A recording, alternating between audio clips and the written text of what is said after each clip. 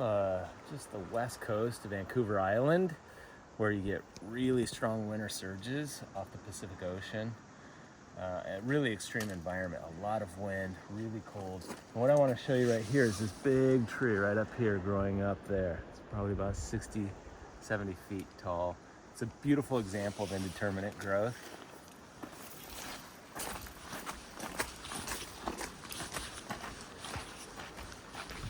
So the tree that I showed you is right there.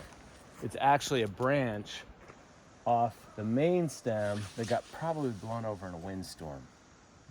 And it got caught by its neighbor tree right over here. You can see that major branch that caught it. So the roots stayed stable enough in the soil that they were able to keep transporting water and nutrients. And in its angled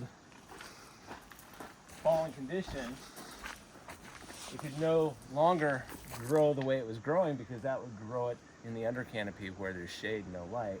So what it did is it activated these meristems on the side and grew a new major tree axis that goes right up there. And that's the tree I'm just showing you right there. So it just shows you how flexible plant growth patterns are. Something drastic can happen like this, like getting blown over. Probably got blown all the way to the ground, it would have died, but since it got caught by its neighbor tree, it was still propped up and its roots weren't too damaged, it was still alive, but it knew to be able to survive, it would need to regrow its major branches now in the new up position, which would have been not this way, but up.